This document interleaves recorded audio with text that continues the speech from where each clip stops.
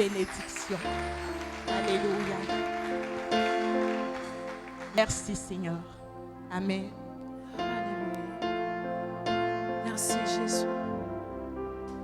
Nous voulons encore proclamer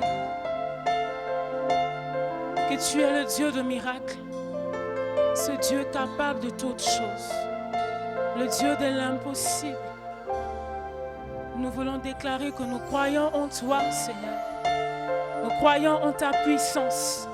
Nous croyons en ton pouvoir. Nous croyons en qui tu es. Alléluia. Le Dieu de miracles, oui je crois en toi, Seigneur. Oui, je crois en toi. Tu es le Dieu de miracles, le Dieu de l'impossible, le Dieu qui peut tout. Oui, je crois en toi, Seigneur. Oui, je crois en toi, Seigneur. Je crois que tu peux me guérir. Je crois que tu peux me délivrer. Je crois que tu peux me restaurer. Je crois que tu peux tout accomplir dans ma vie, Seigneur. Je crois que tu peux me relever de ma chute.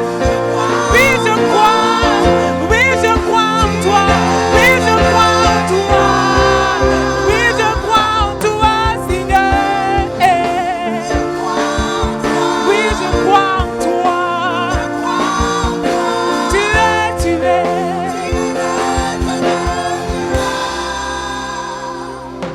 Oui, je crois en toi, Seigneur. Je crois que tu peux tout, Yahweh. Tu peux tout, Yahweh. Tu ne changes pas, Seigneur. Tu ne changes pas, Seigneur. Tu restes le même. Tu restes le même.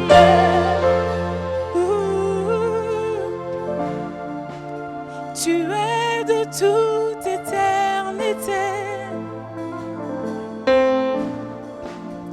Dieu puissant ressuscité. Yahweh, tu es celui qui donne vie. Tu es le Dieu de miracles. Tu es le Dieu de miracles. Proclamons ensemble, tu es de toute éternité. Dieu puissant ressuscité. Tu es celui qui donne vie. Tu es celui qui donne. Tu es le Dieu de miracles. Oui, tu es. Tu es de toute éternité, Seigneur. Tu es de toute éternité. Dieu puissant, Dieu puissant, Dieu puissant ressuscité. Tu es celui qui donne vie. Tu es celui qui donne. Tu es le Dieu de miracles. Nous le déclarons ce matin. Tu es le Dieu de miracles. Tu es de toute éternité. Dieu puissant ressuscité. Tu es celui qui donne vie. Tu es celui qui donne vie. Tu es le Dieu de miracles. Tu es le Dieu de miracles. Oui, je crois en toi. Je crois en toi. Je crois en toi. Tu es le Dieu de miracles. Nous déclarons ensemble. Je crois en toi. Je crois en toi. Oui, tu es le Dieu de. Tu es le Dieu qui peut tout accomplir. Oui, tu es. Je crois en toi. Oui, je crois. Je crois en toi. Tu es le Dieu de miracles. Alléluia. Tu es le Dieu de miracles.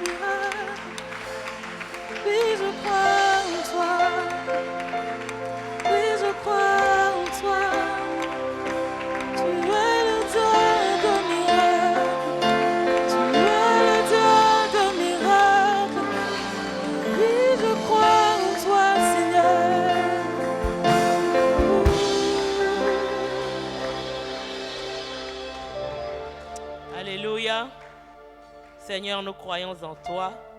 Tu es le Dieu de miracles. Ce matin, nous sommes venus pour entendre ta parole. Cette parole qui est la nourriture de notre âme. Nous sommes venus nous abreuver.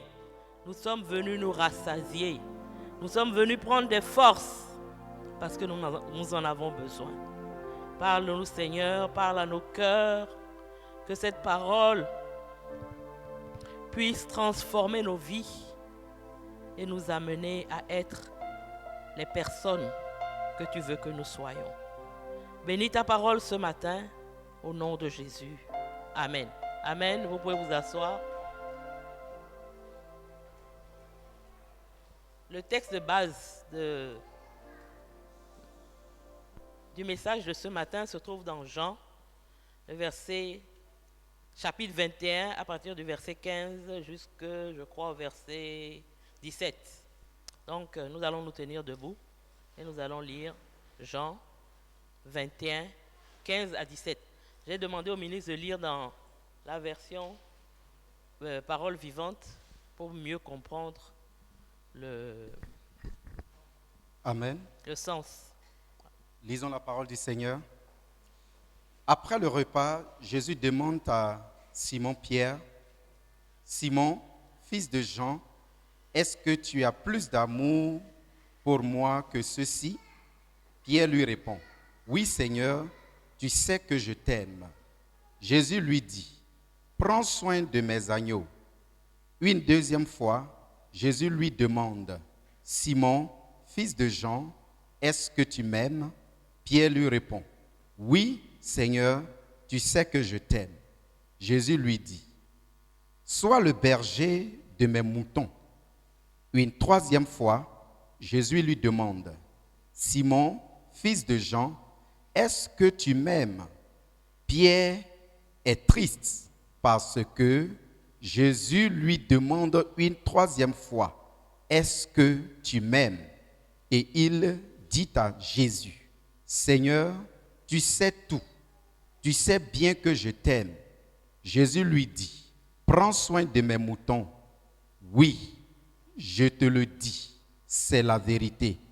Quand tu étais jeune, tu mettais toi-même ta ceinture et tu allais où tu voulais. Quand tu seras vieux, tu étendras les mains, un autre te mettra ta ceinture et il te conduira là où tu ne veux pas. » Par ces paroles, Jésus annonce de quelle façon Pierre va mourir et donner de la gloire à Dieu. Ensuite, Jésus dit à Pierre, « Suis-moi. » Amen. Amen. Vous pouvez vous asseoir sur les principautés et les dominations. Le thème de mon message, c'est « M'aimes-tu » M'aimes-tu? M'aimes-tu? C'est la question que Jésus a posée à Pierre dans la version Louis II, dans la version Parole vivante. M'aimes-tu? Est-ce que tu m'aimes? Et c'est la question que je vous pose ce matin. Comme on dit en Côte d'Ivoire, violente question. C'est une question que se posent souvent les conjoints, surtout les femmes. Et la femme demande à son mari, est-ce que tu m'aimes? Elle va dire, mais oui. Il va dire, mais oui. Mais oui. Si Jésus pose la question à Pierre, Jésus qui sait tout, c'est parce que cette question a de l'importance. Donc il ne faut pas répondre oui, tu le sais. Il faut dire je t'aime. Parce qu'on a besoin, quand on aime quelqu'un, de se rassurer de temps en temps que la personne nous aime toujours. Quand une femme dit à son mari, après 17 ans, m'aimes-tu, c'est qu'elle veut se rassurer qu'il l'aime comme au début. Donc elle a besoin de s'assurer. Est-ce que tu m'aimes toujours? Est-ce que ton amour est le même? Quand il y a eu des problèmes, on a besoin de se rassurer. Là, entre Jésus et Pierre, il y avait un contentieux qui était pendant. Donc Jésus a posé la question à Pierre pour rassurer Pierre dans ce cas-là. Parce que si vous vous rappelez l'histoire, Jésus a dit à Pierre, avant que le coq ne chante, tu m'auras déjà renié 3 fois. Pierre a dit quoi? Moi, Pierre, oh, tu ne me connais pas. Moi, te renier, jamais. Et quand le coq a chanté 3 fois, Jésus a jeté un regard à Pierre. Pierre a tout compris. Depuis ce jour-là, ils ne se sont pas vraiment rencontrés. C'est vrai que Jésus est apparu à l'ensemble des disciples. C'était la 3e rencontre où il a parlé avec Pierre, mais il y avait un contentieux. Donc Jésus avait besoin de rassurer Pierre. Jésus n'avait pas besoin de se rassurer parce qu'il connaissait ce qui se passait dans le cœur de Pierre. Mais Jésus avait besoin de rassurer Pierre sur le fait qu'il était toujours appelé par lui, que lui l'aimait toujours et il voulait avoir l'assurance, lui de redonner l'assurance qu'il avait encore la capacité de répondre à son amour. Ce matin, le Seigneur nous pose la question, non pas parce qu'il ne sait pas ce qu'il y a dans nos cœurs. Il sait. En général même, quand une femme pose la question à son mari, ou bien quand un mari pose la question à sa femme, c'est parce qu'il y a une idée derrière la tête. Si tu m'aimes, pourquoi tu as fait telle chose?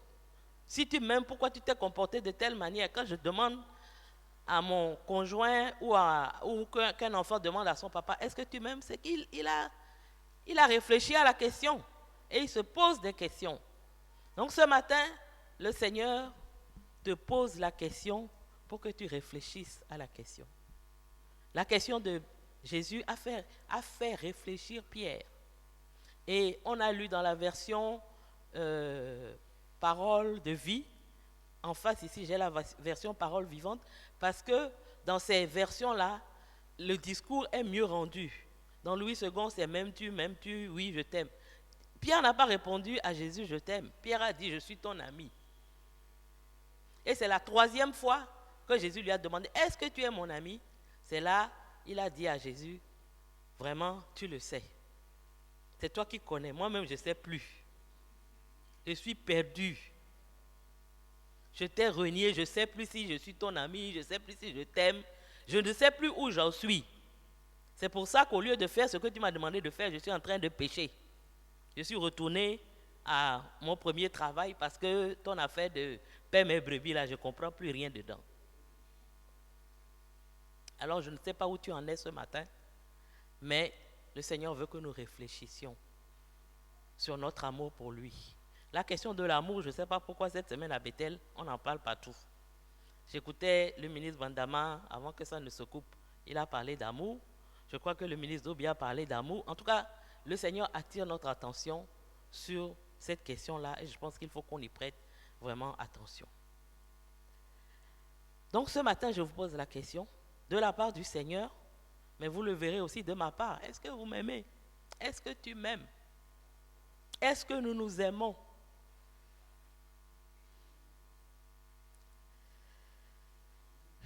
L'objectif que Jésus poursuivait avec Pierre, je l'ai dit, ce n'était pas d'embarrasser Pierre, ce n'était pas de lui rappeler sa trahison, mais Jésus voulait l'amener à reprendre la route qu'il avait tracée pour lui, à savoir qu'il devait être le berger de ses brebis.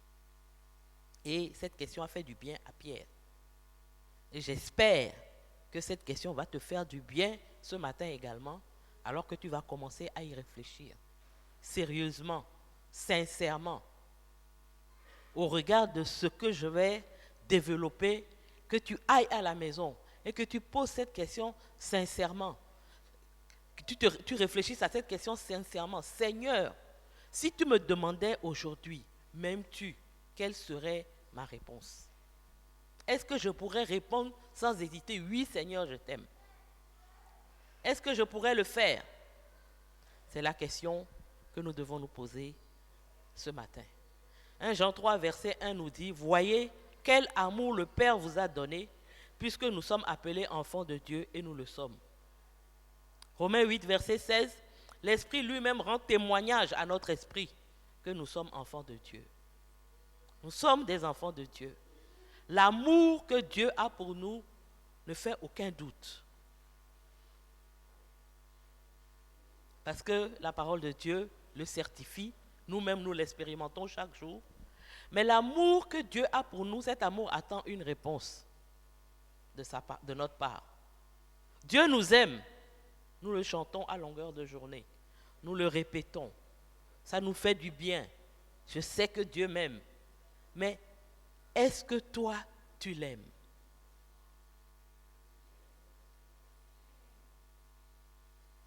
Dieu t'aime. Personne ne peut le contester. Personne ne peut dire le contraire. Mais est-ce que, en réponse à l'amour que Dieu a pour toi, tu peux dire, Seigneur, moi aussi, je t'aime. Dieu ne veut pas des gens qui croient simplement en lui. Des gens qui pensent qu'il peut les bénir. Des gens qui pensent qu'ils peuvent recevoir quelque chose de lui. Des gens qui le suivent. Aujourd'hui, c'est la mode. Sur les réseaux sociaux, on a des followers, des gens qui te suivent. Mais est-ce que c'est tous les gens qui te suivent qui sont les gens qui t'aiment? Est-ce que c'est tous ceux qui ont la foi qui aiment Dieu?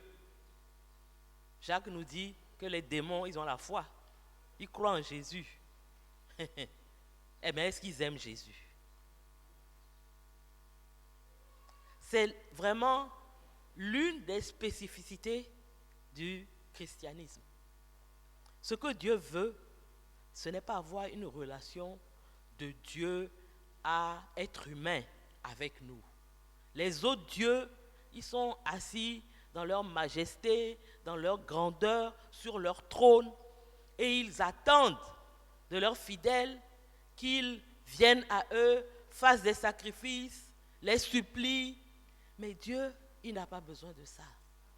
Tout ce dont il a besoin, c'est de ton amour. Et ça, il le demande. C'est pourquoi le christianisme, ce n'est pas une religion. C'est une relation avec un Dieu qui veut avoir une relation d'intimité avec ses enfants. Beaucoup de ceux qui fréquentent les églises aujourd'hui, tous les dimanches, croient et suivent.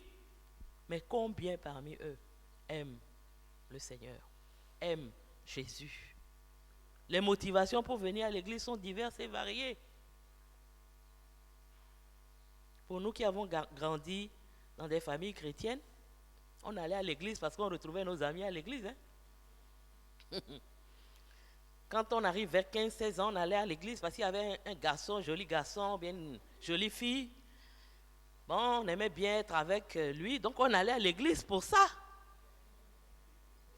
Beaucoup aujourd'hui viennent à l'église parce qu'ils cherchent un mari, cherchent un enfant, cherchent la guérison, ou tout simplement parce qu'on a peur d'aller en enfer. Toutes ces motivations-là ne conviennent pas au Seigneur.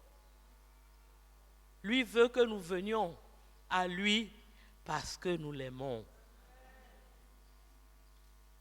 Et on voit aujourd'hui beaucoup de gens qui vont à l'église, surtout là où on dit un miracle.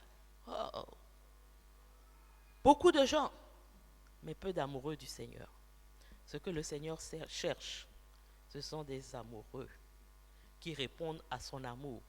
C'est vrai que nous ne pouvons jamais répondre à l'amour de Dieu. Nous ne pouvons jamais l'aimer comme il nous aime. Mais il veut des hommes et des femmes qui l'aiment du mieux qu'ils peuvent, qui fassent le meilleur, le meilleur en leur capacité, en leur possibilité pour l'aimer. La réponse que Dieu attend, c'est d'abord effectivement que nous l'aimions, mais la réponse que Dieu attend aussi, c'est que nous aimions les autres.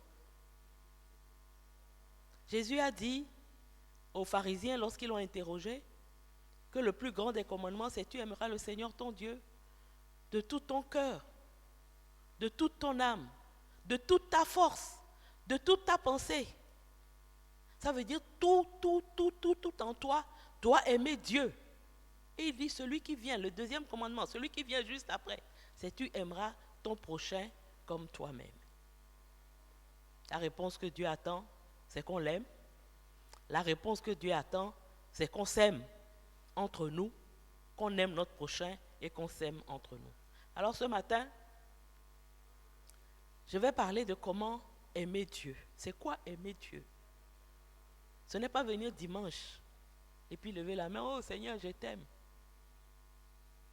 Nous savons, pour ceux qui sont mariés, que ce n'est pas tout ce que la bouche dit que le cœur pense. Un homme peut te dire je t'aime et pourtant ses actes, ce qu'il fait, te prouve qu'il ne t'aime pas. De la même manière pour une femme. Donc comme on dit, c'est bouche-parole. Aimer Dieu, ce n'est pas bouche-parole, ce n'est pas venir à l'église, oh Seigneur, je t'aime, on chante, oh je t'aime, on pleure, on fait tout ce qu'on veut. Et puis on rentre à la maison et la vie continue. Ce n'est pas ça, aimer Dieu. Aimer Dieu, c'est 3 choses que je veux partager avec vous. Ce n'est pas que ces 3 choses, mais c'est ces 3 choses que je veux partager avec vous. Aimer Dieu, c'est lui obéir. C'est quelque chose qui ne sonne pas bien aux oreilles des chrétiens d'aujourd'hui. Parce que nous avons une mauvaise conception, je dirais une conception un peu biaisée de ce que c'est que l'amour de Dieu. Je vais y revenir dans la suite. Mais aimer Dieu, d'abord, c'est lui obéir. Comme je le dis souvent quand j'enseigne les couples, quand tu aimes quelqu'un, tu ne dois pas l'aimer selon ta conception à toi. Tu dois l'aimer selon ce que lui, il pense que aimer veut dire. Dans les couples, le drame de plusieurs couples, c'est ça. Je t'aime, mais je t'aime à ma manière. Je t'aime à la manière dont moi j'aimerais être aimé. Donc par exemple, pour un homme, la manière de t'aimer, c'est de partir au travail à 6 heures, de rentrer à 22 heures, parce qu'il est en train de chercher l'argent pour l'avenir et la sécurité de la famille. Mais la femme dit, moi je n'ai pas besoin de ça. J'ai besoin que tu sois là à 19 heures, que tu t'asseyes à côté de moi et qu'on cause. Donc aimer quelqu'un, c'est l'aimer selon ses exigences. Et Dieu n'a jamais dit que pour qu'on l'aime, il faut qu'on chante. Il faut qu'on l'adore. Ça, ce sont des expressions de l'amour, mais ce n'est pas ça qui prouve à Dieu que nous l'aimons. Dans Jean 14, 21, que nous allons lire, Jean 14, 21,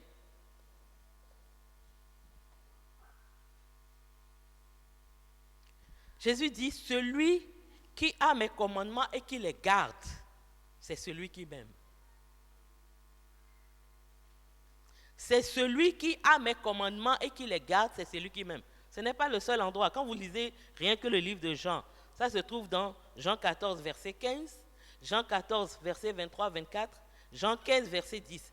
Celui qui a mes commandements et qui les garde, c'est celui qui m'aime. Aimer Dieu, c'est lui obéir. La meilleure manière de témoigner à Dieu notre amour, c'est de lui obéir. Et si nous voulons marcher dans la victoire, nous devons arrêter de trouver des excuses pour vivre dans le péché continuellement. Aujourd'hui, beaucoup de chrétiens prouvent qu'ils n'aiment pas Dieu parce qu'ils pratiquent le péché. Ils vivent dans le péché. Ils vivent une vie continuelle dans le péché. Or, Jésus dit, si vous m'aimez, gardez mes commandements. Je voudrais parler surtout aux jeunes. Parce qu'aujourd'hui, on voit beaucoup de jeunes qui prétendent aimer Dieu, qui en donnent l'apparence. Mais quand on entend parfois ce qu'ils font, on se pose des questions. Le péché n'est pas compatible avec l'amour que l'on prétend avoir pour Dieu. Nous pouvons tous trébucher, nous pouvons tous désobéir au Seigneur de temps en temps, mais vivre, pratiquer, avoir un style de vie qui est celui d'un homme pécheur n'est pas compatible avec le fait de dire que nous aimons Dieu. Dans ce verset, nous voyons que Jésus dit, celui qui a mes commandements et qui les garde, c'est celui qui m'aime. Et celui qui m'aime sera aimé de mon Père, je l'aimerai et je me ferai connaître à lui. Il dit, celui qui m'aime sera aimé de mon Père. C'est un peu troublant, n'est-ce pas? Parce qu'aujourd'hui, ce sur quoi on met l'accent dans l'église, c'est que l'amour de Dieu pour nous est un amour inconditionnel. Donc tu peux vivre dans le péché, pratiquer le péché, Dieu t'aime. Il ne va pas cesser de t'aimer parce que tu vis mal. Ce n'est pas vrai. Parce que la Bible dit ici que celui qui m'aime sera aimé de mon Père.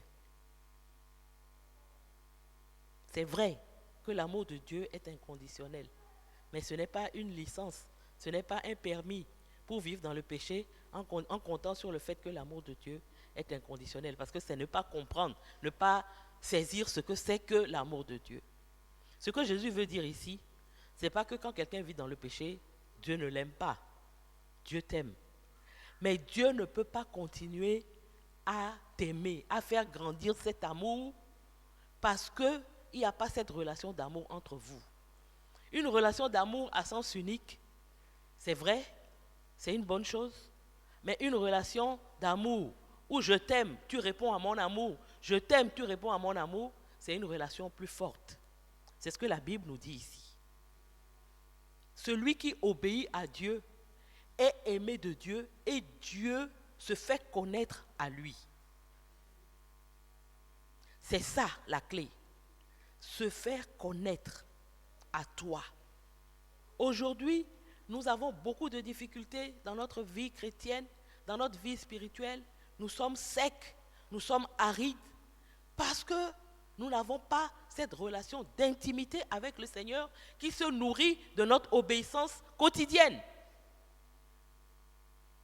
Dieu ne se fait pas connaître à nous. Nous ne sommes pas dans son intimité. Nous disons, je connais Dieu, mais c'est comme, je peux dire, je connais Didier Drogba. Aujourd'hui, là, il n'y a pas parlé football, parce que quelqu'un m'a interpellé la dernière fois pourquoi j'ai cité le nom de Barça. Donc, comme je ne connais rien dans Barça, dans quoi, bon, donc aujourd'hui, là, je vais citer le nom de Didier Drogba. Donc, je connais Didier Drogba. Je peux te réciter sa biographie, où il est né, ce qu'il a fait et tout. Mais est-ce que Didier Drogba, là, lui, me connaît? Est-ce que nous avons des relations d'intimité? Est-ce que je sais ce qu'il pense, ce qu'il veut? Non. Ce que Dieu, la connaissance que Dieu veut qu'on ait de lui, ce n'est pas la connaissance qu'on peut avoir de la vie d'une idole, de la vie d'un président de la République, de la vie d'un homme public. Mais cette intimité, quand on dit Adam a connu Ève, il a connu. C'est ça que Dieu veut instaurer comme relation avec nous. Et cette relation-là, elle ne peut pas se développer tant que tu vis dans la désobéissance. Je ne sais pas ce qu'on t'a enseigné jusqu'à présent, je ne sais pas ce que tu crois, mais ce matin, je suis venu te dire, et c'est clair dans la parole de Dieu, que aimer Dieu, c'est d'abord lui obéir. C'est ça d'abord. Avant toute chose, obéir à Dieu. Si tu as l'impression de ne plus goûter à l'amour de Dieu, que Dieu, en tout cas, tu ne sens plus cet amour, pose-toi la question.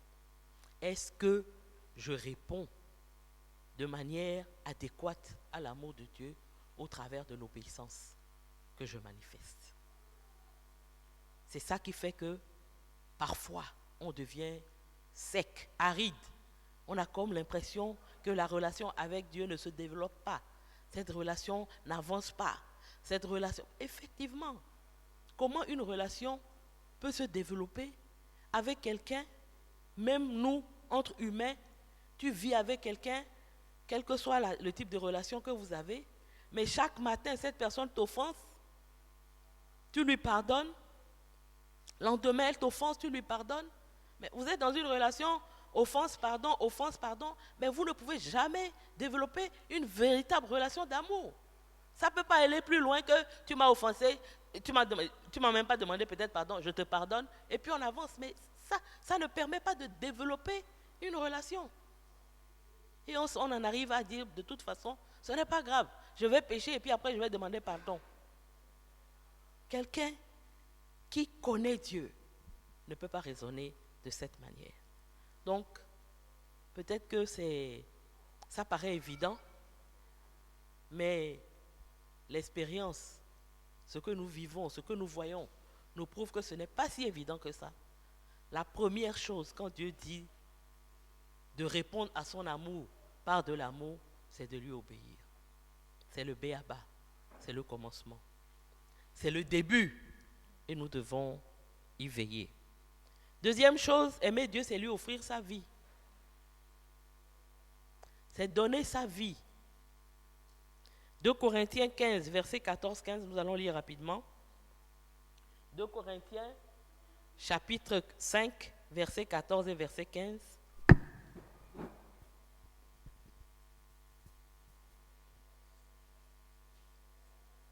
Car l'amour de Christ nous presse parce que nous estimons que si un seul est mort pour tous, tous donc sont morts. Verset 15. Et qu'il est mort pour tous, afin que ceux qui vivent ne vivent plus pour eux-mêmes, mais pour celui qui est mort et ressuscité pour eux. Amen. L'amour de Dieu nous presse. Mais l'amour de Dieu nous presse pourquoi? Nous presse de faire quoi? Ça veut dire quoi l'amour de Dieu nous presse? L'amour de Dieu nous presse de répondre à Dieu en ne vivant plus pour nous-mêmes, mais en vivant pour lui. Nous devons offrir nos vies à Dieu si nous l'aimons véritablement. Nous devons vivre pour Christ si nous l'aimons véritablement. Est-ce que c'est ce que nous vivons? Est-ce que Dieu est prioritaire dans ma vie? Est-ce que Christ a la première place dans ma vie? Comment se passent mes moments de loisirs? Qu'est-ce que je fais pendant ce temps? Nous disons souvent, nous croyons que Dieu est prioritaire, que Jésus est prioritaire, mais quand on prend une journée, combien de temps tu consacres à ce que tu penses être prioritaire dans ta vie par rapport au temps que tu consacres à tout le reste? Quand quelque chose a de l'importance pour nous, on y consacre du temps. Combien de temps passes-tu dans la méditation de la parole? Combien de temps passes-tu dans la prière personnelle, individuelle? Combien de temps passes-tu à développer ta relation avec le Seigneur alors que tu dis que tu lui as offert ta vie? Tu lui as offert peut-être 10% de ta vie. Les 90% t'appartiennent. Quelle place le Seigneur occupe dans tes finances? Pour ceux qui ont des comptes, si on te donne le relevé de ton compte, que tu le donnes à quelqu'un et qu'il regarde, il pourra dire, est-ce que Jésus est prioritaire dans ta vie ou Jésus ne l'est pas? Parce que où va ton argent en priorité? Est-ce dans le royaume? Est-ce pour développer les choses de l'Église? Ou bien c'est pour faire toute autre chose? Est-ce que l'Église même, qui est au cœur de ce qui intéresse Dieu, t'intéresse? Et puis tu dis, tu as donné ta vie, tu as offert ta vie. Si c'est toi qui vis, ce n'est plus Christ qui vit. Le corona nous a montré que l'Église n'est pas au centre de nos préoccupations. Quand je parle de l'Église, je ne parle pas du bâtiment, mais le corps de Christ. Combien d'entre nous ont disparu? Et jusqu'à présent, ils ne sont pas encore réapparus.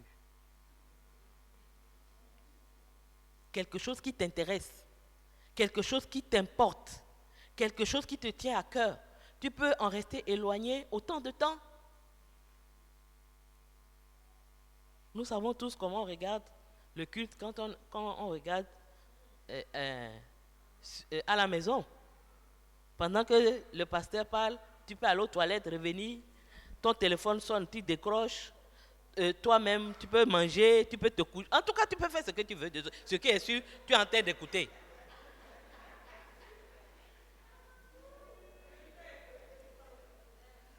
Ou bien vous ne faites pas. Moi, je fais. Hein? Ah, d'accord.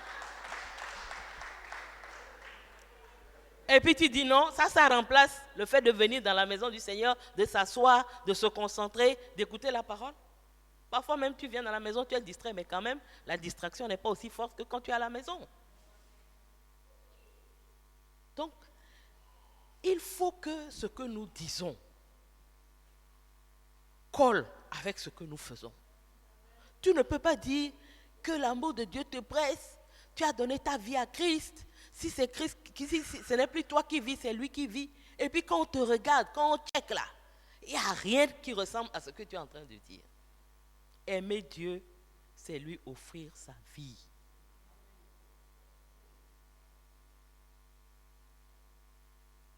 Aimer Dieu, c'est lui offrir sa vie.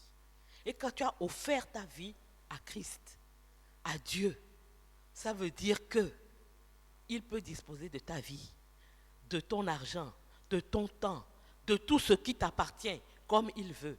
Parce que ce n'est plus à toi, c'est à lui. Est-ce que c'est comme ça que nous aimons Dieu? Donc j'ai dit aimer Dieu. 1, c'est quoi? 2. Et 3, c'est aimer ses frères. Aimer Dieu, c'est aimer ses frères. Jésus a dit, le plus grand commandement, c'est aimer Dieu. Mais celui qui vient après, c'est aimer son prochain.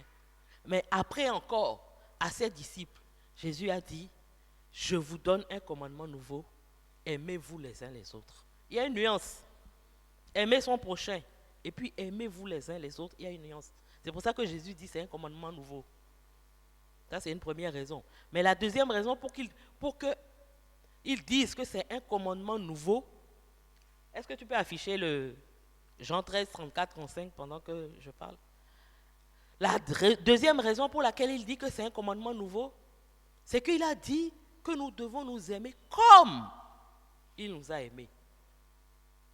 Et c'est ce que nous allons voir, comment Jésus nous a aimés. Parce que c'est un commandement nouveau, parce que la manière dont Jésus nous a aimés est une nouvelle manière. Personne n'a aimé comme Jésus avant que Jésus ne le fasse, et personne n'a aimé après Jésus avant que Jésus ne le fasse. C'est pour ça qu'il dit que c'est un commandement nouveau. Aimez-vous les uns les autres comme je vous ai aimé. On peut lire. Je donne un commandement nouveau. Aimez-vous les uns les autres comme je vous ai aimé. Vous aussi, aimez-vous les uns les autres. À ceci, tous connaîtront que vous êtes mes disciples si vous aimez, si vous avez de l'amour les uns pour les autres. Amen. Aimez-vous les uns les autres comme je vous ai aimé. Jésus nous a donné un exemple. Et c'est cet exemple que nous devons suivre dans la manière dont nous nous aimons les uns les autres. Et cet exemple que Jésus nous a donné, quand on regarde au début du chapitre 13, dont nous venons de lire les versets 34 et 35, la Bible nous dit que au moment du dernier repas que Jésus a pris avec ses disciples, il a voulu leur montrer combien il les aimait. Il a voulu leur démontrer son amour. Et qu'est-ce qu'il a fait? Est-ce qu'il a commencé à chanter? Oh, je vous aime. Je vous aime. Mes frères, je vous aime. Comme nous faisons. Nous, on ne dit même pas que je t'aime. On dit le Seigneur t'aime. Jésus t'aime. Jésus m'aime. Et toi, qu'est-ce que tu fais? Toi qui es censé être la bouche, les bras, les mains, les pieds de Jésus. Tu me dis Jésus t'aime. Et toi, tu m'aimes? La version, je vais lire dans la version parole vivante. Nous sommes habitués à la version Louis II, mais Jean 13, 1. C'était juste avant la fête pascale, Jésus savait que le moment était venu pour lui de quitter ce monde pour s'en aller auprès de son Père. C'est pourquoi il voulut donner aux siens qui allaient rester dans ce monde une preuve suprême de l'amour dont il les avait toujours aimés. Jésus a donné à ses disciples une preuve suprême de l'amour dont il les avait toujours aimés. Et quelle est cette preuve? Il leur a lavé les pieds. Donc si tu n'as rien retenu de ce que j'ai dit ce matin-là, il faut retenir simplement que nous devons nous aimer comme Jésus nous a aimés. Donc nous devons nous laver les pieds les uns des autres.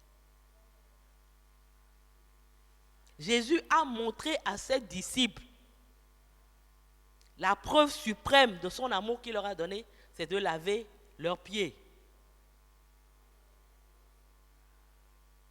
C'est vrai que quand on creuse le passage, on se rend compte qu'au-delà de laver les pieds, ça c'était, je peux dire, comment on dit, la parabole qu'il a mise en scène pour leur montrer. Mais effectivement, Jésus était en train de parler aussi du fait qu'il allait à la croix pour eux, mourir pour eux.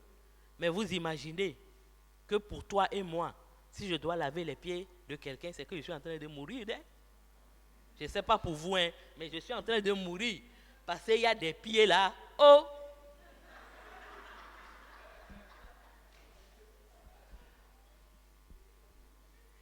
Le verset 13, Jean 13, 13. Le verset 13 nous montre une des manières, en fait, comment je peux dire, illustre comment Jésus a aimé. Le verset 13 dit, vous m'appelez maître et Seigneur, et vous dites bien, car je le suis.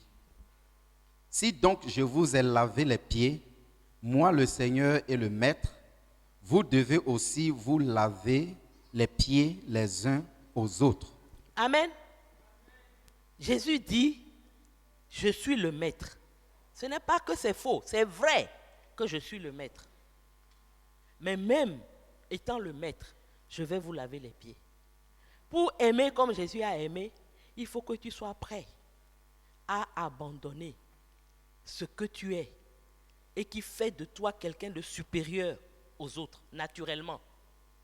Il ne faut pas qu'on nie que les doigts de la main ne sont pas égaux. Il y a des gens qui, naturellement, sont plus dotés que d'autres. Ça peut être leur titre, ça peut être leur statut social, ça peut être leur origine.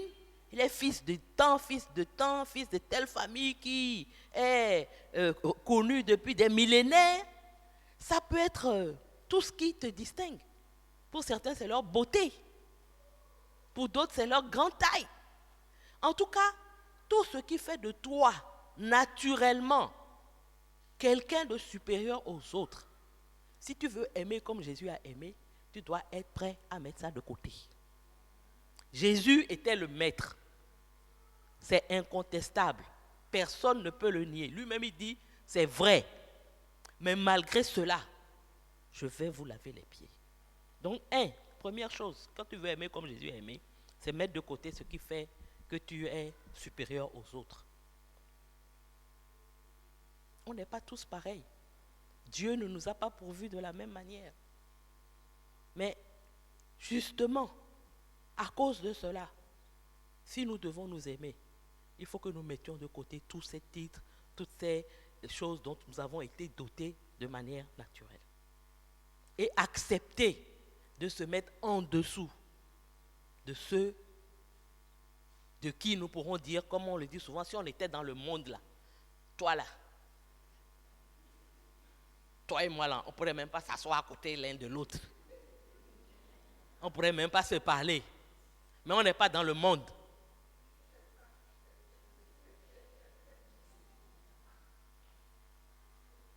C'est le même sang qui nous a tous rachetés. C'est le même prix que Jésus a payé. Et ça, tu dois être capable, si tu veux aimer comme Jésus. Toi, ton petit titre là, ça ne vaut rien à côté de lui, son titre maître. Et si Pierre a réagi aussi violemment, c'est parce que Pierre se voyait déjà le chef. Et il ne se voyait pas du tout en tant que chef en train de laver les pieds de qui que ce soit. Vous imaginez que Jésus a lavé les pieds même de Judas, sachant qui il était, sachant ce qu'il allait faire. Et toi, tu es là, non. Ah là, en tout cas, ce qu'il m'a fait là, je ne sais pas. Il t'a fait quoi? Il t'a fait quoi? Elle t'a fait quoi? 2, verset 14. Aimer comme Jésus a aimé. Mettre de côté ce qui fait notre supériorité et se mettre en dessous des autres. 2. Verset 14. Si donc je vous ai lavé les pieds, moi, le Seigneur et le Maître, vous devez aussi vous laver les pieds les uns aux autres. Laver les pieds, c'est le travail qui était réservé aux esclaves au temps de Jésus. Les esclaves, ce n'est même pas le personnel de maison normal. Esclaves, c'est encore en dessous des bonnes. C'est à eux qu'on donnait ce travail-là, tellement le travail était ingrat, tellement le travail était en dessous de tout. Donc, si tu veux aimer comme Jésus a aimé, tu dois être capable d'accepter les tâches les plus ingrates, les tâches les moins honorables, tout ce que les autres ne veulent pas faire là. Toi, tu dois être capable de faire si tu veux aimer comme Jésus a aimé.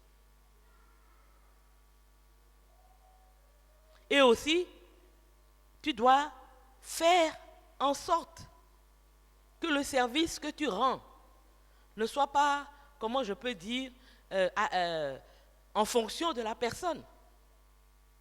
C'est-à-dire, moi je peux dire, si c'est Daddy et puis Mamie là, je suis prêt à laver leurs pieds. Mais si c'est Tina là, en tout cas, je ne peux pas. Non. Daddy et Mamie encore, je peux laisser de côté mon statut, tout ça là, et puis le faire. Mais le dernier ici là, c'est-à-dire nous tous, il y a quelqu'un qu'on considère comme dernier parmi nous là. Moi, il va aller laver ses pieds. Aïe! Je suis prêt à le faire. Pour les gens que j'estime un peu, qui sont bons. Voilà. Mais quand même, je ne vais pas descendre jusqu'au dernier des derniers et puis je vais laver aussi ses pieds. Mais Jésus dit, il faut être capable de le faire. Ce que vous avez fait au plus petit d'entre vous, celui que vous méprisez, celui que vous ne considérez pas, Jésus dit, c'est à moi que vous l'avez fait. Parfois, on fait les choses, mais on ne fait pas attention. Oui, si c'est pour telle personne, je peux. Même si la tâche, même si c'est pour nettoyer, bon, je peux. Si c'est pour nettoyer les toilettes des daddies, je peux, mais là-bas, je ne peux pas. Le service que tu rends, parce que tu veux aimer comme Jésus a aimé. Jésus n'a pas fait de différence. Même Judas, il a lavé son pied. Peut-être il y en avait qui avaient pied d'athlète, il a lavé leurs pieds. Quand vous avez pied d'athlète, surtout les hommes, chaussettes, souliers, quand on enlève, aïe, il faut être prêt, il faut être prêt. C'est vrai qu'à l'époque, là, ils ne portaient pas souliers, ils ne portaient pas chaussettes. C'était un peu ouvert. Mais aujourd'hui, laver les pieds de quelqu'un, mais c'est ça, c'est l'image de ce que tu dois être prêt, comme Jésus l'a fait, à rendre toutes sortes de services. 3, si tu veux aimer comme Jésus a aimé, c'est les versets 15 et 16. Je vous ai donné un exemple afin que vous fassiez comme je vous ai fait. Verset 16, en vérité, je vous le dis, le serviteur n'est pas plus grand que son Seigneur, ni l'apôtre plus grand que celui qui l'a envoyé. Amen. 3e chose, c'est si tu veux aimer comme Dieu, comme Jésus a aimé, c'est que tu dois être prêt à entrer dans ce qui fait la vraie grandeur selon Dieu. Dans le royaume de Dieu, c'est celui qui sert qui est le plus grand. Ce n'est pas celui qu'on sert. Jésus a dit dans Matthieu 20, 28, c'est ainsi que le Fils de l'homme est venu, non pour être servi, mais pour servir et donner sa vie comme la rançon de beaucoup. Dans le royaume de Dieu, si on veut être grand, on doit être ceux qui servent les autres. Le service, l'humilité est ce qui fait la grandeur dans le royaume de Dieu. L'orgueil précède la chute dans le royaume de Dieu. Laver les pieds les uns des autres, c'est se servir mutuellement. Même si cela implique que je doive m'abaisser, même si cela implique que je dois faire des sacrifices, même si cela implique que je dois perdre quelque chose, il faut que je sois prêt à servir l'autre. L'humilité est un grand principe spirituel dans le royaume de Dieu. C'est pourquoi la Bible nous met en garde contre l'orgueil. Et l'orgueil est quelque chose, comme je le dis toujours, de très subtil. Même des gens en apparence très modestes sont des gens très orgueilleux. C'est pourquoi on a besoin du Saint-Esprit, pour qu'il nous montre véritablement. Parce que sans humilité, nous ne pouvons pas vivre dans l'unité. Sans apprendre à nous servir les uns des autres, nous ne pourrons pas vivre ce que Jésus nous a appelés à vivre. Jésus connaissait la jalousie qu'il y avait entre ses disciples quand il lui demandait lequel parmi nous est le plus grand. Qui va s'asseoir à ta droite? Qui va s'asseoir à ta gauche? Et chacun pensait qu'il était qualifié pour. Jésus connaissait tout ça. Mais il savait que tant qu'il serait dans cette attitude-là, il ne pourrait pas montrer aux hommes, au monde, qu'ils sont véritablement des disciples de Christ. Pierre disait, c'est moi, le plus grand. Jean disait, non, c'est moi. Moi, je suis le disciple que Jésus aimait. Les trois qui étaient les plus intimes de Jésus disaient, c'est nous. Vous là, vous êtes des disciples de seconde zone. C'est nous, avec nous qu'il fait les choses importantes. C'est avec nous qu'il est monté sur la montagne de la transfiguration. Donc vous là, mettez-vous à part. Ce n'est pas à ça que Jésus nous appelle. Nous devons apprendre à nous humilier pour pouvoir faire ce que le Seigneur attend de nous et aimer comme Jésus a aimé.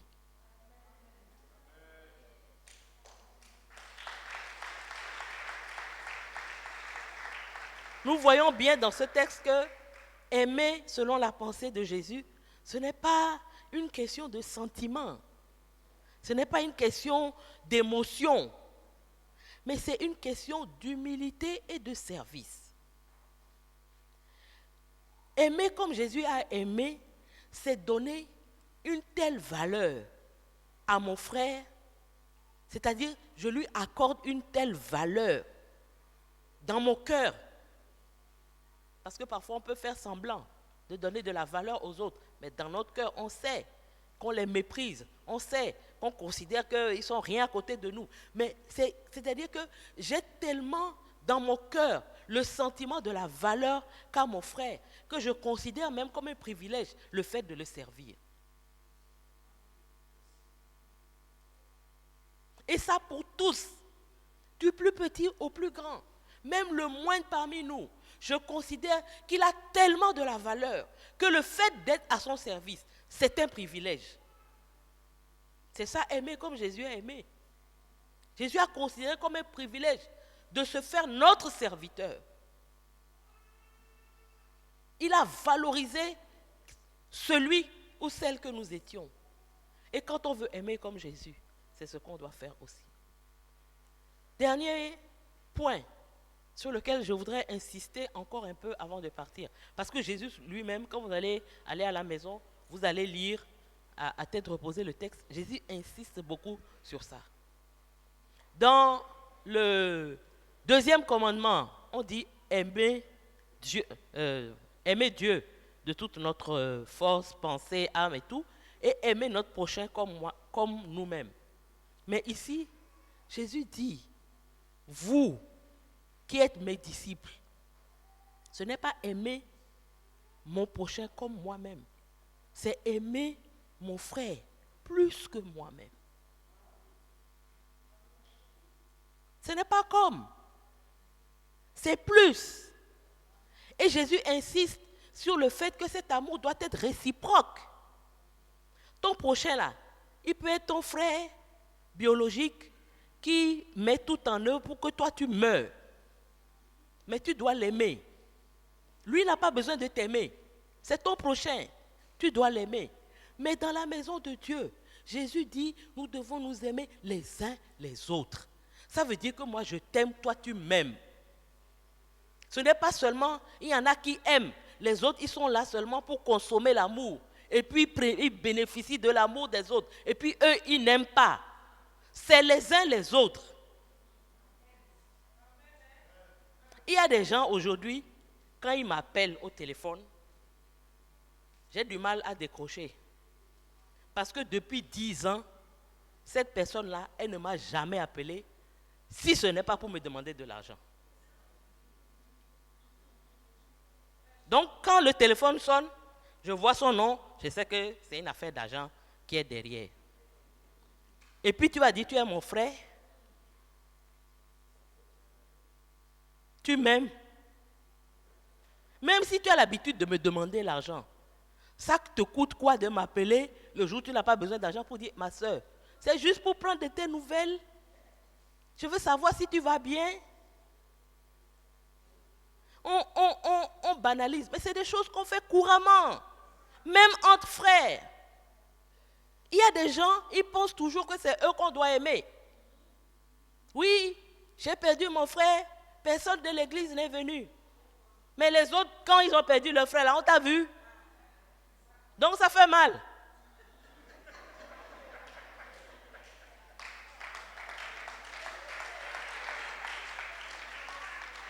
Il y a des gens, on ne les voit jamais. Bonheur, malheur, on ne les voit pas. Mais c'est eux qui sont les premiers à se plaindre. Dans cette église-là, il n'y a pas d'amour fraternel. Mais d'accord, il n'y a pas d'amour fraternel. Toi, tu es venu, enseigne-nous l'amour fraternel. Comment ça fait? Et puis on va voir, on va te copier. On va te suivre. C'est les uns les autres. C'est réciproque. Ce n'est pas donnant-donnant. Donnant, ça veut dire que je t'ai fait cadeau qui coûte 10 000, tu dois me refaire cadeau qui coûte 10 000. Non, ce n'est pas ça. Mais même si je t'ai fait cadeau de 10 000 et que toi, tu n'as que 100 francs, prends 100 francs là, fais-moi cadeau. Souvent, on dit non. Nous, on ne peut rien faire parce qu'on n'a pas d'argent. Est-ce que c'est une affaire d'argent? Est-ce que c'est une affaire d'argent? Comme je le dis toujours là, il y a des gens qui ont l'argent, qui sont avares.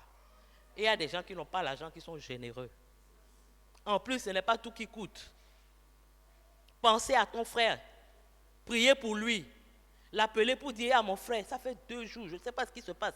Mais je pense à toi comme ça. Je ne sais pas ce qui se passe. Tu vas voir. Quand tu vas l'appeler, il va dire vraiment, c'est le Seigneur qui t'envoie. Parce que ça fait 2 jours, je ne me sens pas bien, je me sens bizarre, je me sens mal. Ce n'est pas une question d'argent. L'amour, ce n'est pas une question d'argent.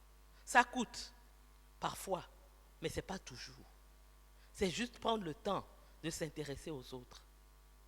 Moi, je suis quelqu'un, si tu me vois, tu me demandes si ça va, je vais te dire ça va, même si ça ne va pas. Je ne vais jamais, tu vas me dire ça va, et puis je vais dire non, ça ne va pas. Parce que je sais que tu me poses la question là comme ça.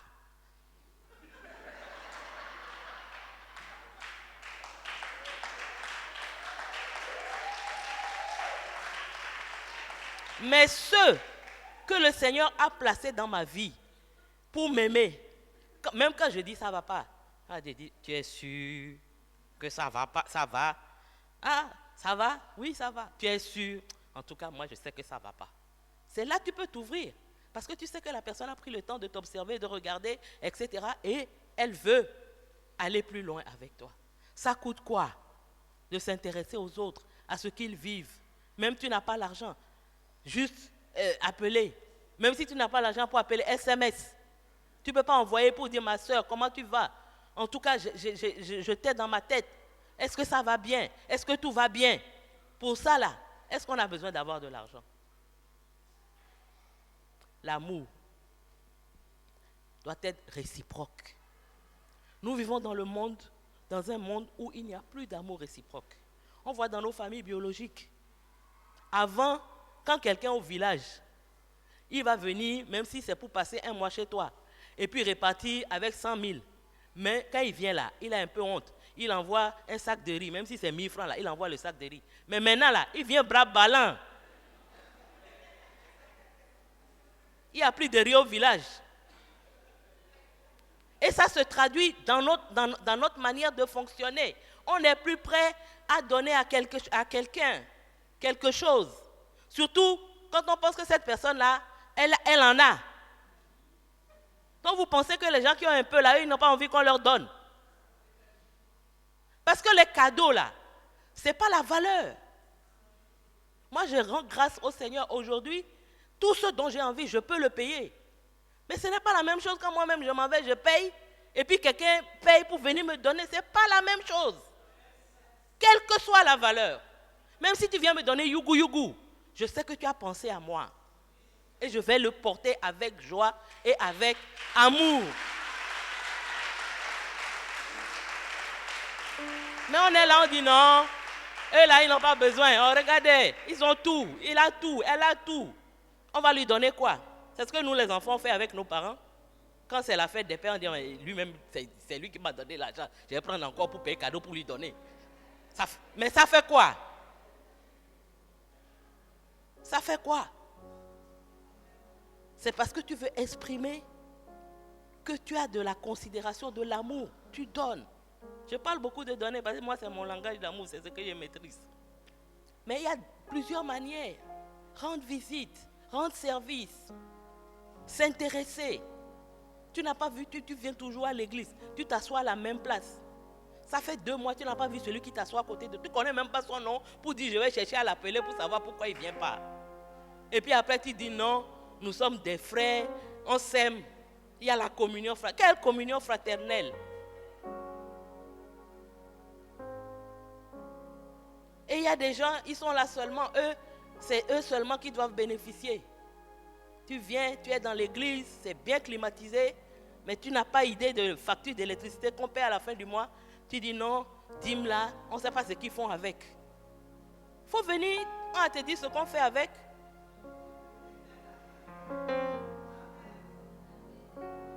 Et ils sont bien habillés, ils ont des grosses voitures, et puis nous, notre pauvre argent là, on va venir donner. Tout ça, ce n'est pas de l'amour réciproque. Aimons-nous les uns les autres. Chacun en fonction des bénédictions que le Seigneur t'a données, en fonction du temps que tu as.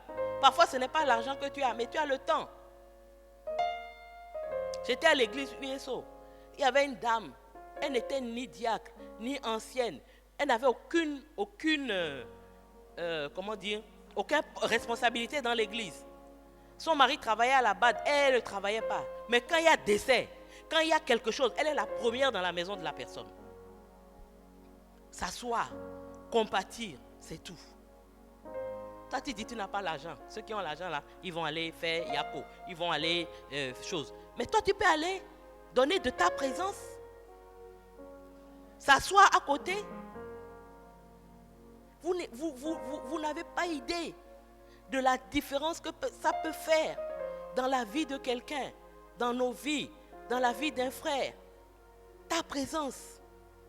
Combien d'entre nous, on n'a pas vu, pendant qu'on perdait nos parents, que les parents, même qui étaient censés nous soutenir, ont disparu. C'est l'église qui était là. Ce sont nos frères de l'église qui ont relevé notre tête. C'est ça, aimer. S'aimer les uns les autres. Être prêt pour l'autre. Être prêt à lui rendre service. Être prêt à faire des sacrifices pour lui. Être prêt à se priver pour que lui l'en ait. Être prêt à faire plus que ce qu'il demande. Et de manière réciproque. Parce que là aussi, la réciprocité, c'est ça qui nourrit l'amour. C'est ça qui permet à la relation d'évoluer. Si la relation d'amour est toujours à sens unique, elle va s'essouffler. Même avec Dieu, c'est comme ça. À plus forte raison, avec nous les êtres humains. Si c'est toujours moi qui va vers toi, c'est toujours moi qui te donne, c'est toujours moi qui intervient, c'est toujours moi qui t'appelle. À un moment, notre amour va s'étioler parce que toi, tu ne fais rien en retour. C'est pourquoi Jésus nous recommande de nous aimer les uns les autres. C'est très important. Les uns les autres. Il a répété ça, je ne sais pas, 4 ou 5 fois dans le même passage là. Dans le verset 15, dans le verset 23, 24, dans Jean 15, 10, il insiste. Aimez-vous les uns les autres. Que votre amour soit réciproque. Je vais terminer en citant 1 Corinthiens 13, 13. L'apôtre Paul dit qu'il y a 3 choses qui demeurent. La foi, l'espérance et l'amour. Mais la plus grande, c'est l'amour. La semaine dernière, j'ai parlé d'espérance. Cette semaine, je parle d'amour. Tranquillisez-vous, la semaine prochaine, je ne vais pas parler de foi. Mais, cette chose la plus grande, c'est l'amour. Pourquoi? Parce que l'amour ne va pas disparaître. L'amour, c'est l'essence même de Dieu. L'amour est quelque chose d'éternel. Si tu n'apprends pas à aimer, tu ne pourras pas aller au ciel. Ou même si tu vas au ciel, tu vas t'ennuyer. Et au ciel, là, on ne fait que ça. C'est aimer. C'est aimer. Aimer Dieu. C'est aimer les uns. Il n'y a pas au travail. Donc si toi, tu as des problèmes avec l'amour, faut t'arranger. Hein?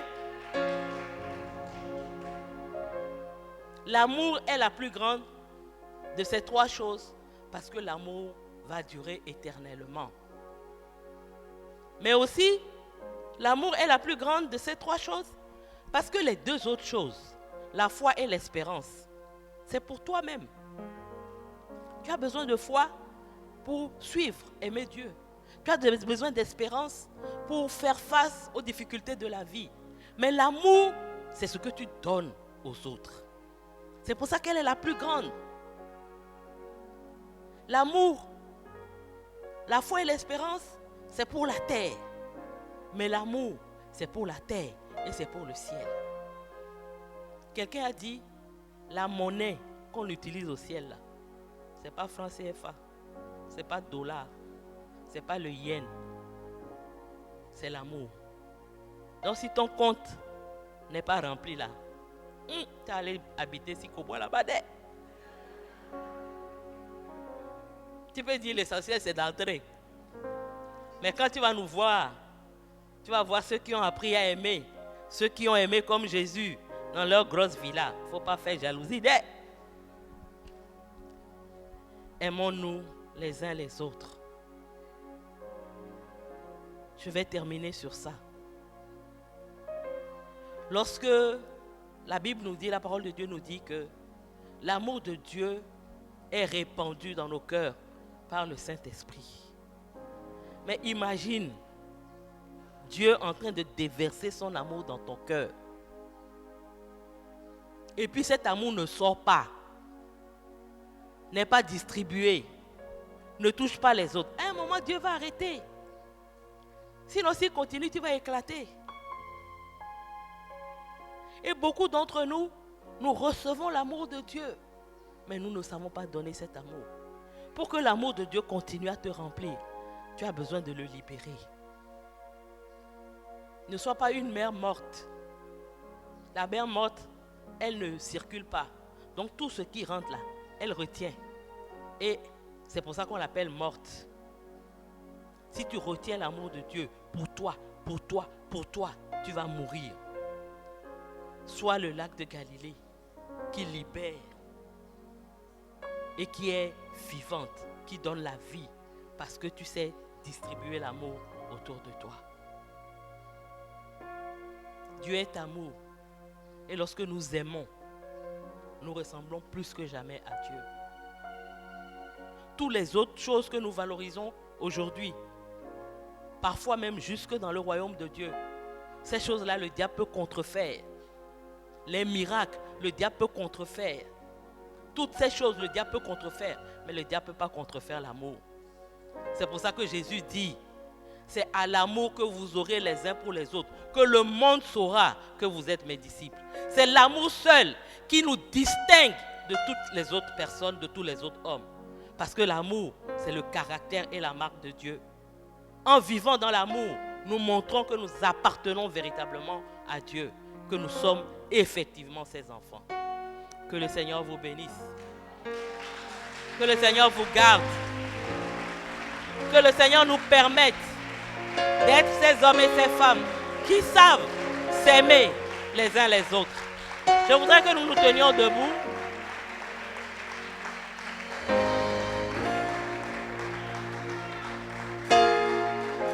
Je voudrais que tu pries par rapport à ce que tu as entendu ce matin. Le Seigneur a posé la question, m'aimes-tu? Mais aussi, ton voisin te pose la question, m'aimes-tu? Moi aussi, je te pose la question, m'aimes-tu? Toi aussi, tu me poses la question, m'aimes-tu? Entrons en nous-mêmes par rapport à ce que nous avons entendu.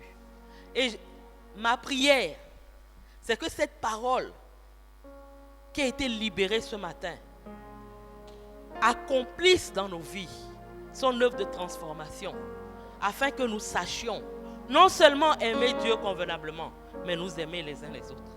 Prions.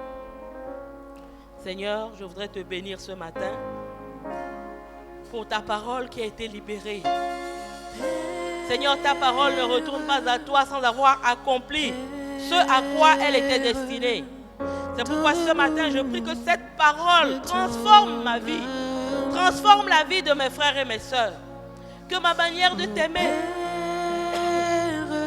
ne soit plus pareille. Que ma manière d'aimer les frères et les sœurs ne soit plus pareille. Seigneur, remplis-moi de ton amour. C'est toi qui mets cet amour dans nos cœurs. Ce qui rend les choses d'autant plus faciles.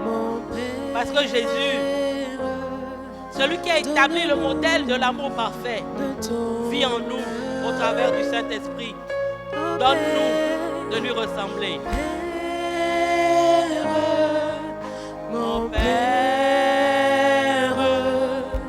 donne-nous de ton amour, ô Père, ô Père, mon Père, mon Père, abreuve-nous, abreuve-nous de ton amour, ô Père,